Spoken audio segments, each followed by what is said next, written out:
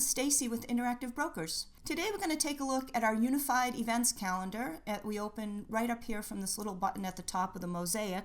This is free to all IB clients, and it's data driven by Thomson Reuters. And we call this unified because it brings together a bunch of our previously separate calendar and events pages into this one interface that's driven by filters over here. And it lets you see corporate earnings and events and dividends, economic events, option last trade dates, and more. And you can see these for all companies or for companies in which you have a specific interest. When you open the calendar, by default, it opens to today. You can see that up here in the left-hand corner. So we can view events for today, for another day. We can view it by the week, for a month.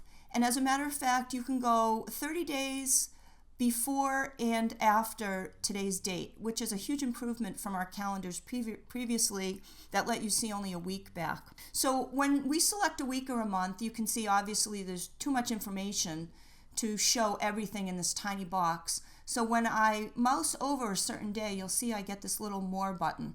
And if I click this more button, it goes to that particular day and it shows me all the events for that particular day. And I can get back to my monthly view by simply clicking this calendar view again. So now let's move over into the left pane and look at some of our filters. We can choose to filter by company here. And this is similar to adding a data line anywhere in TWS. So when I set this for Apple, it applies only to those categories that are corporate directed, corporate earnings, dividends, corporate events. Anything that's more broad will include all companies that are selected. The next section is only show my companies. This is on by default, but when I put in a specific company here, it shut it off. So if I want to look at these companies, I can look at those in my portfolio, in any of my watch lists, companies in which I recently held a position, and competitors of all of the above. And you can see as I make my changes here on the left that the results are immediately updated on the right. So you're always looking at the latest. Now if you look again at the calendar selector, you'll see we have these little colored dots.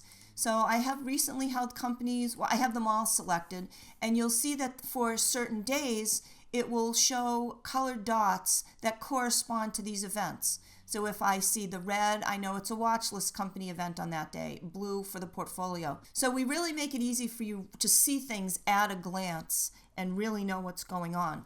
You can also display corporate actions. Again, these are on by default. Corporate events, economic events, and holidays. You can see dividends. If for some reason you have this checked and you don't see it out here, that's only because there are no events in that category. So they simply remove the section to make it easier to see everything else. It's very full. And another thing you can see as I'm doing here is that you can expand and contract sections you're not looking at to give you more real estate to see the other things that you might be looking for.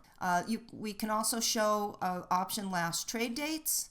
And if you have any in here, it'll show you them.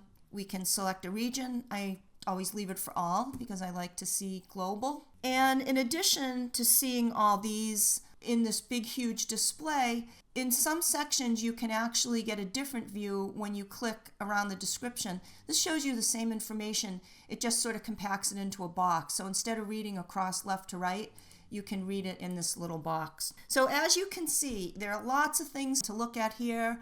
It's easy to read with our color coding, but gives you a lot of options, and we know you'll really enjoy it. So look around, have some fun with it. Thanks for joining me, and we'll see you next time.